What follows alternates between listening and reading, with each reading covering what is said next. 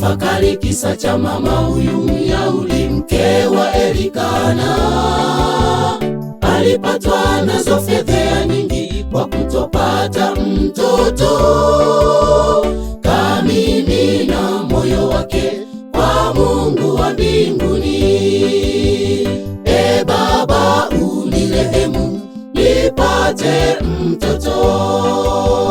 Tafakari kisa cha mama huyu Myahudi, mke wa Elikana. Alipatwa nazo fedheha nyingi kwa kutopata mtoto. Kamimina moyo wake kwa Mungu wa mbinguni. E Baba, unirehemu nipate mtoto. Kapiga goti na kumsihi Mungu, sikia kilio changu.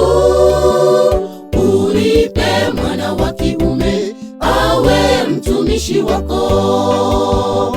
Mke mwenza ananicheka, e Mungu unirehemu.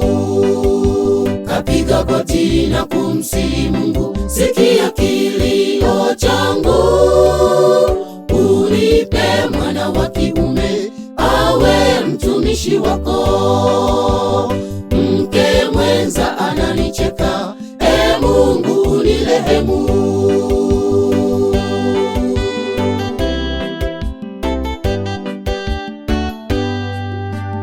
Baada ya fedheha na maombi ya mama huyu, Mungu kasikia. Mbaraka mkubwa katokea, naye kampata mtoto.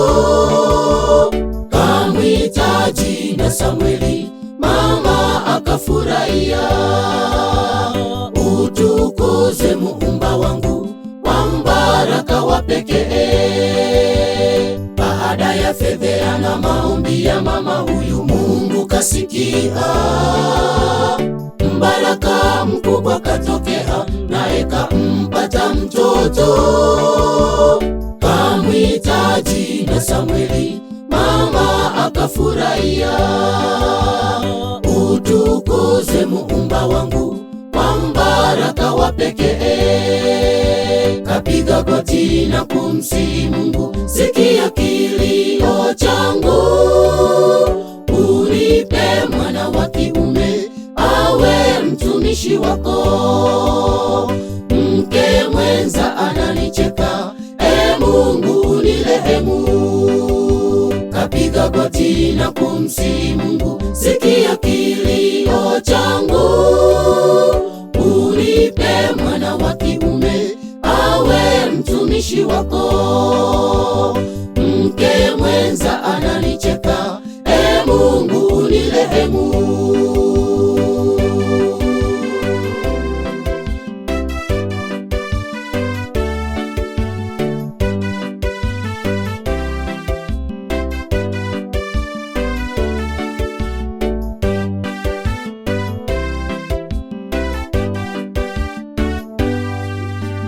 Mara ngapi wewe leo umekata tamaa na kumtukana Mungu?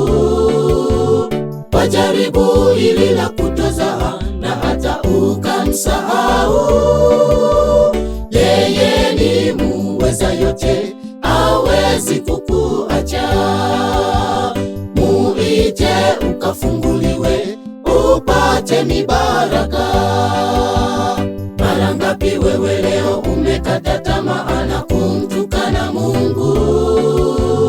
Wajaribu hili la kutozaa na hata ukamsahau. Yeye ni muweza yote, hawezi kukuacha. Muite ukafunguliwe, upate mibaraka.